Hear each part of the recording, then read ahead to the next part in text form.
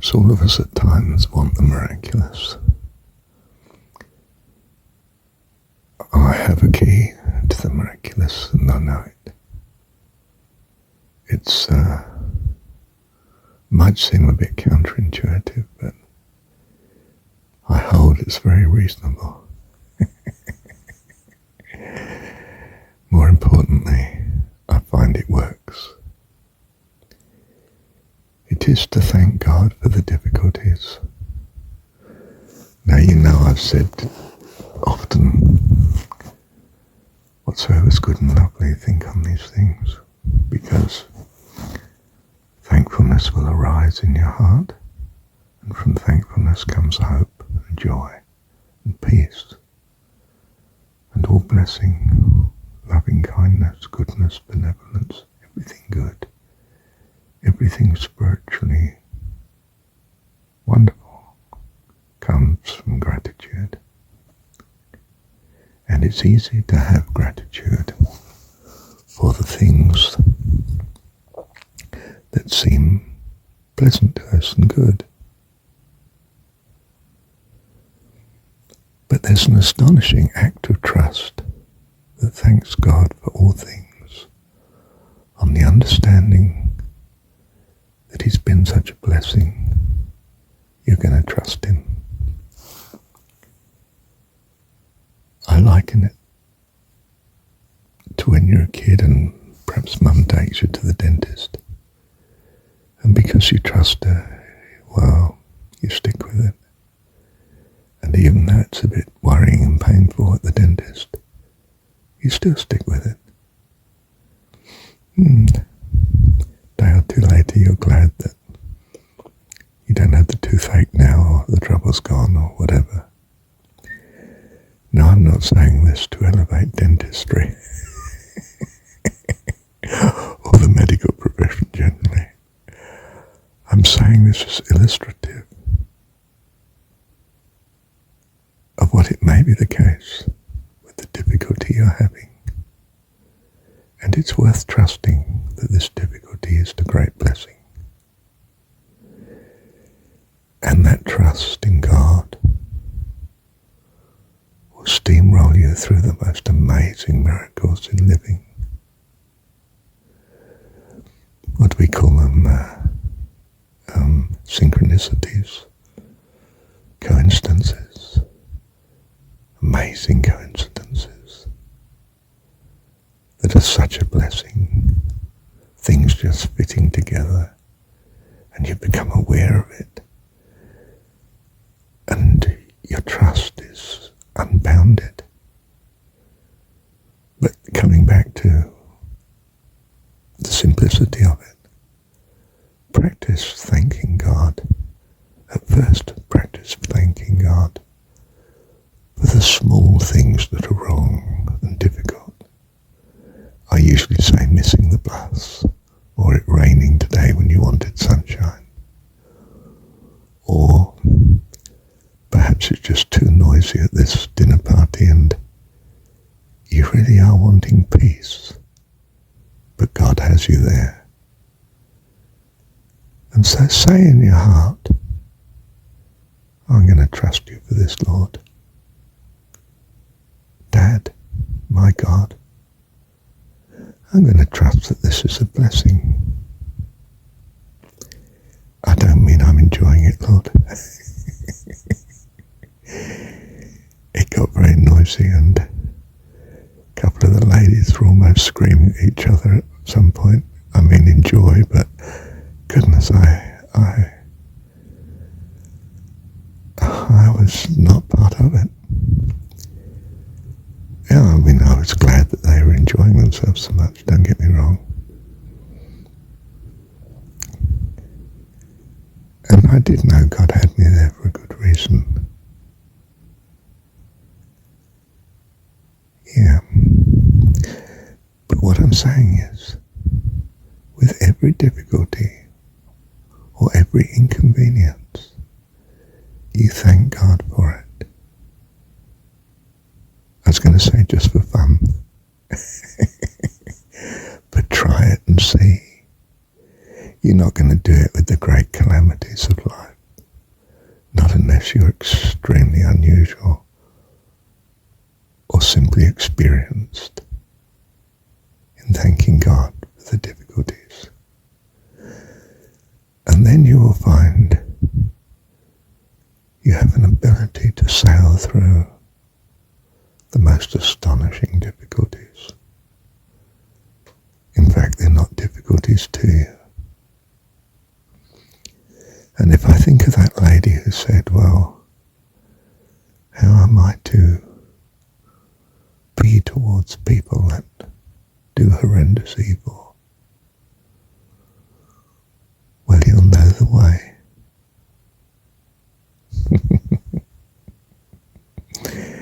Well, that's if you want miracles. But if you just want to be able to abide in such circumstances, then of course the last recording is sufficient.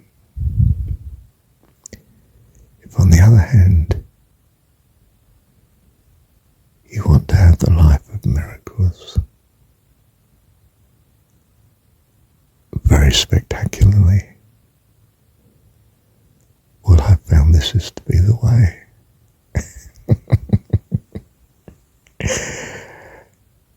I don't mean I'm here to convince you of such, but I do say taste and see. See for yourself. You'll know whether I'm right or not. And it won't be whether I'm right or not. It's because you are. Bless you. Thank you, Dad. You see, the miraculous is not. It's only a means to an end. The end is the blessing, the life eternal, the heavenly life. Life abundant, as Jesus put it in the story. The miraculous is only a means to an end. So there's no need to pursue the miraculous. But you can do. But don't make it an end in itself. That would be a tragedy. Unfortunately, it would be a tragedy in the universe of uncertainty. In this life, in other words, not an eternal tragedy. But our goal, as far as I understand it anyway, is to have life eternal, heavenly life.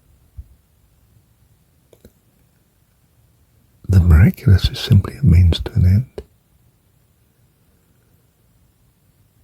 But it's almost a byroad. I say almost because obviously you can use the miraculous to focus on the goal and not just make it a means to an end.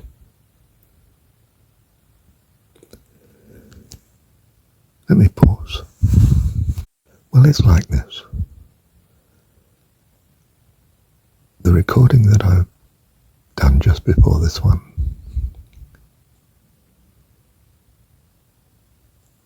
gives, if you like, a key, and as I understand it, the key that's really in the Jesus story to life eternal, kingdom of heaven, which, as Jesus says, is within you. And that's what he says in the story. You know, he emphasizes that God is our Heavenly Father, calls him Father over 100 times in the Gospel, John's Gospel. Starts his prayer always, Father, the hour has come, John 17. And I commend that to you, don't I? Whatsoever is good and lovely, think on these things. It's a simple pathway. It's not some great theology, is it? And it's open to anyone, really, isn't it? Anyone that has thought, ability to think, can do it. Yeah, so the recording that I've done previous to this is all one needs. Whereas this recording is to consider the much of what we call the occult, the mysterious, the miraculous, the astonishing, the fascinating. I don't mean it's necessarily a byroad, but it can be. So beware. By all means go down it, if that's what is your calling. But you don't need what we term miracles. The only miracle you need is to be in the way that brings you to eternal joy and happiness, peace, life more abundantly, life eternal.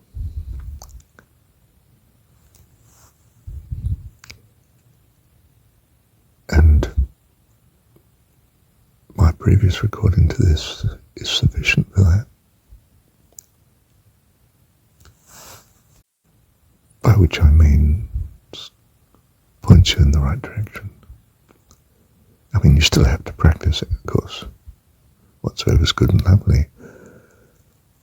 Thanking your Heavenly Father for it. Well, that's not too demanding, is it? You won't do it perfectly to begin with, but you'll get better and better at it, I can tell you. And it's its own reward. It's a great blessing. But persecutions and difficulties do come in our life. And, well, God's given us an extra to handle such, which is an astonishing trust in Him.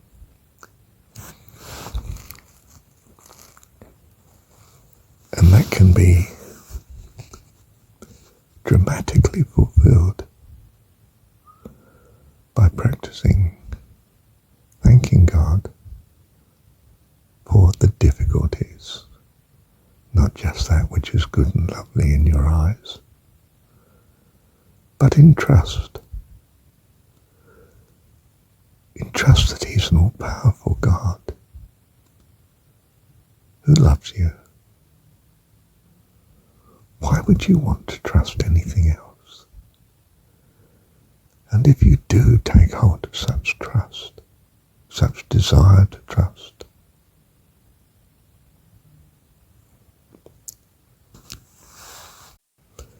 then you can see quite simply that everything He allows in your life is to a blessing. So in that trust, you're going to thank Him for it. The wife leaves, you say, this is what the world sees as a great problem. I should be despairing. I don't think I will.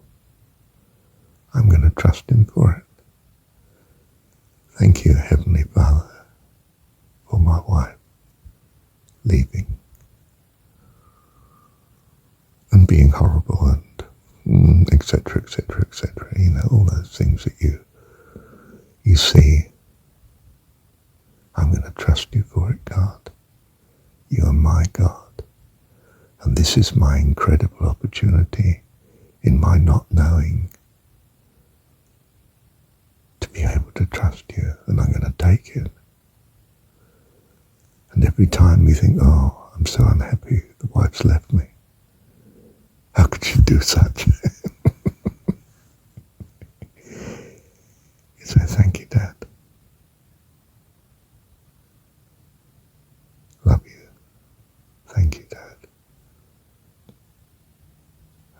put my trust in you. Good reason to. And all this universe might not even exist but for you.